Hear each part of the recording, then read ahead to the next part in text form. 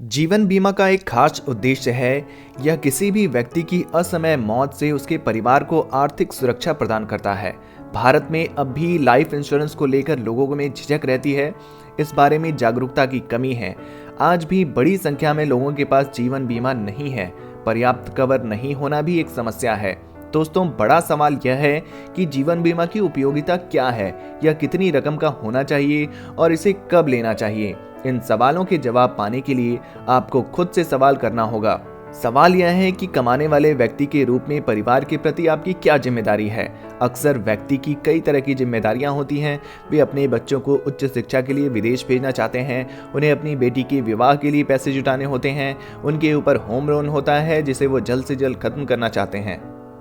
दोस्तों, आज हम बात करेंगे LIC की अमूल्य जीवन योजना के बारे में और समझने का प्रयास करेंगे कि इस योजना के तहत आपको क्या क्या बेनिफिट्स मिलेंगी।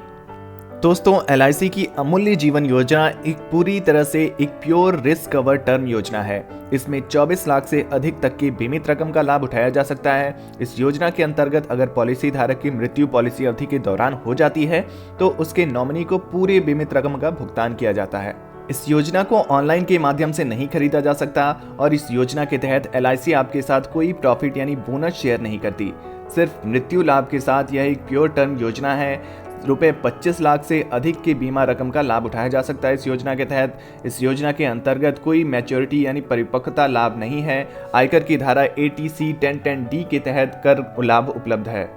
दोस्तों, मृत्यु लाभ की बात करें तो पॉलिसी अवधि के दौरान पॉलिसी धारक की मृत्यु होने पर उसके नॉमिनी को पूरी बीमित रकम का भुगतान किया जाता है। नॉमिनी को पूरी बीमित रकम सीधे उसके बैंक खाते में बिना किसी अतिरिक्त शुल्क के जमा कर दी जाती है।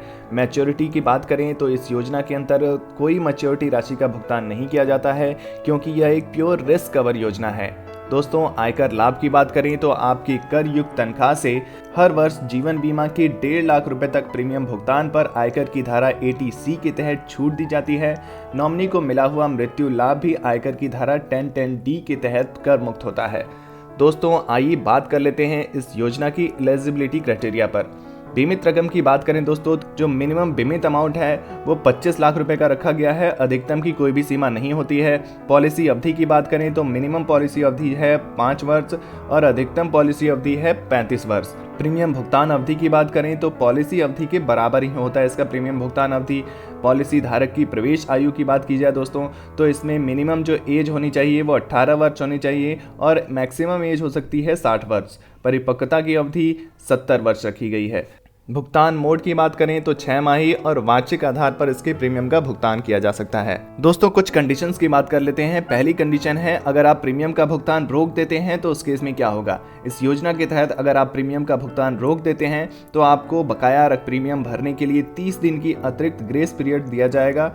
अगर आपने इसके बाद भी प्रीमियम का भुगतान नहीं किया तो आपकी पॉलिसी पर और उस पर मिलने वाले सारे लाभ बंद हो जाते हैं। दूसरी कंडीशन ये हो सकती है, अगर आपको पॉलिसी रिवाइव करनी हुई तो क्या। दोस्तों, आप अपनी रुकी हुई पॉलिसी को रिवाइव कर सकते हैं। इसके लिए आपको अंतिम में भरे हुए प्रीमियम से 2 वर्ष के भीतर बकाया प्रीमियम तक कुछ अतिरिक्त शुल्क के साथ भरना होगा।